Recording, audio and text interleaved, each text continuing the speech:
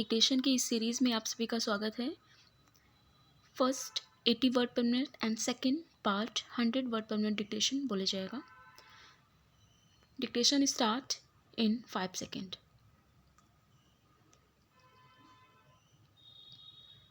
उपाध्यक्ष महोदय, इसमें कोई संदेह नहीं है कि लेकिन कई स्थानों पर देखा गया है कि काफ़ी काम हो रहा है, जबकि कुछ को इतनी उपेक्षा की दृष्टि से देखा जाता है कि वहाँ काम न होने के कारण वे इलाके विकास की दृष्टि से पीछे रह जाते हैं। मैं उत्तर प्रदेश का उदाहरण आपके सामने रखना चाहता हूँ। वहाँ पर चाहे उद्योग धंधों की योजना हो या किसी अन्य विकास के विषय में हो, दूसरे राज्यों की तुलना में वहाँ बहुत कम काम हो रहा है और वह पिछड़ता ही चला जा रहा है। माननीय अध्यक्ष महोदय, इस विधेयक के संबंध में इस सदन के इधर के बैठने वाले लोगों ने और उधर के बैठने वाले लोगों ने बहुत सी बातें कही हैं।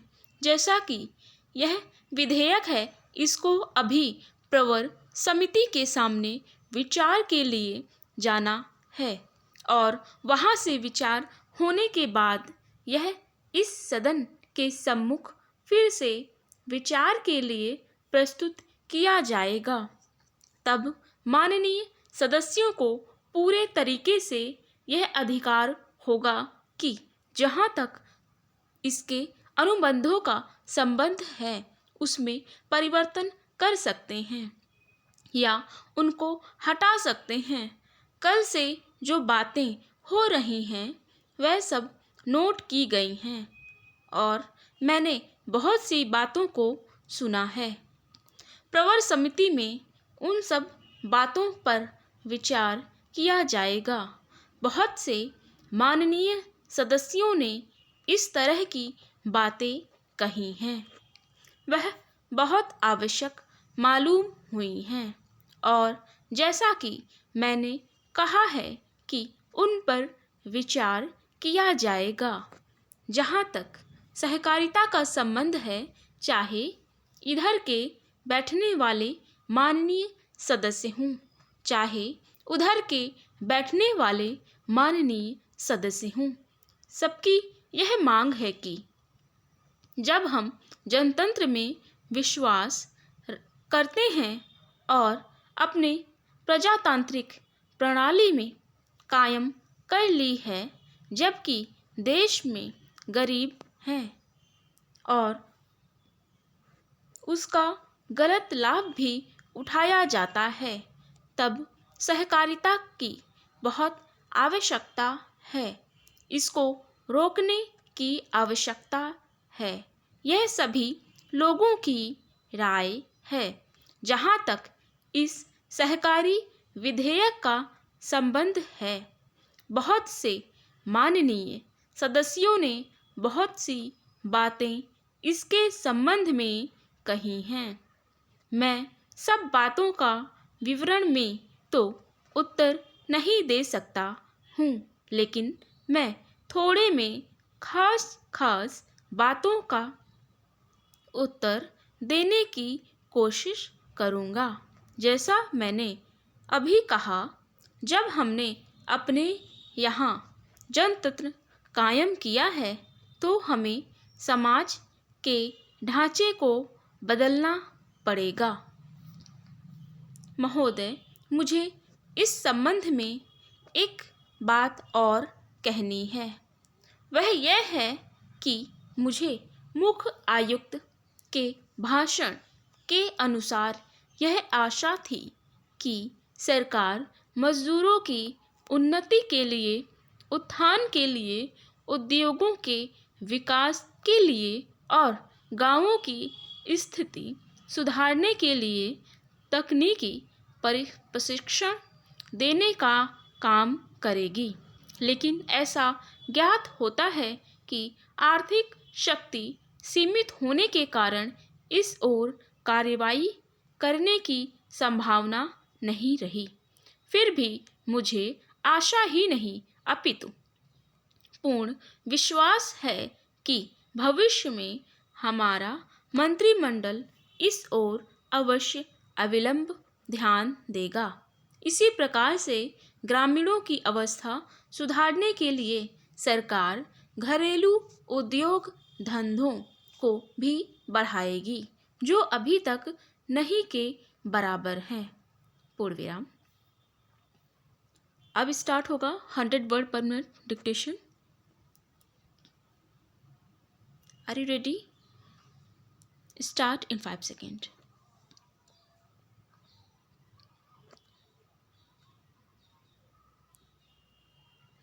भारत की दृष्टि से कुटीर उद्योग बड़े उद्योगों की अपेक्षा अधिक लाभदायक हैं। पहली बात तो यह है कि भारत एक गरीब देश है और उसके पास इतना पैसा नहीं है कि वह बड़े उद्योगों के लिए पर्याप्त संख्या में बड़ी बड़ी मशीनें मंगवा सके। बड़े उद्योगों के लिए बहुत बड़ी महंगी मशीनों की आवश्यकता होती है, जबकि कुटीर उद्योग छोटी छोटी और सस्ती मशीनों से चल जाते हैं।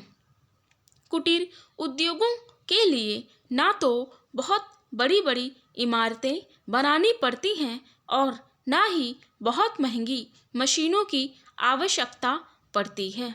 अतः ये उद्योग छोटे छोटे गांवों में भी प्रारंभ किए जा सकते हैं। कई उद्योग तो इतनी थोड़ी पूंजी से भी शुरू किए जा सकते हैं कि उतनी पूंजी प्रायः हर किसी व्यक्ति के पास होती ही है। कुटीर उद्योगों में दूसरी बड़ी सुविधा यह है कि इसमें बहुत अधिक मजदूरों की आवश्यकता नहीं होती। एक परिवार के सदस्य ही उस उद्योग को चलाने के लिए पर्याप्त होते हैं। घर के सब सदस्य उस काम में हिस्सा बटा सकते हैं। बड़े उद्योगों में प्रत्येक मजदूर को कोई विशेष कार्य सीखना होता है और उस काम में कुशलता प्राप्त करने में उसे काफ़ी समय लग जाता है। तीसरी चीज़ जो मैं आपके सामने रखना चाहता हूँ वह यह है कि जो विचार और सुझाव आपके सामने प्रस्तुत किए गए हैं वे एक पवित्र, शुद्ध और जनता व प्रांत के हित को ध्यान में रखकर ही प्रस्तुत किए गए हैं और मुझे पूर्ण विश्वास है कि बिना किसी दलगत भावना के शिकार हुए आप उनकी जांच करेंगे और यदि वे जनहित की कसौटी पर खरे उतरें तो उन पर कार्यवाही करेंगे। उद्योग महोदय, इस संबंध में दिन प्रतिदिन बढ़ने वाले भ्रष्टाचार की समाप्ति के लिए और कर्मचारियों के रवैये के संबंध में माननीय सदस्यों ने विचार प्रकट किए। मैं समझता हूँ कि इसमें कोई समझदार व्यक्ति इनकार नहीं करेगा कि भ्रष्टाचार को प्रोत्साहन नहीं देना चाहिए। अतः इस ओर विशेष ध्यान देने की आवश्यकता है। भ्रष्टाचार को समाप्त करने के लिए जो कठिनाइयाँ सरकार के समक्ष हैं उन पर शीघ्र ही कदम उठाए जाने चाहिए। यदि सख्ती भी बरतनी पड़े तो चिंता नहीं, हमें ऐसे कदम उठाने ही हैं।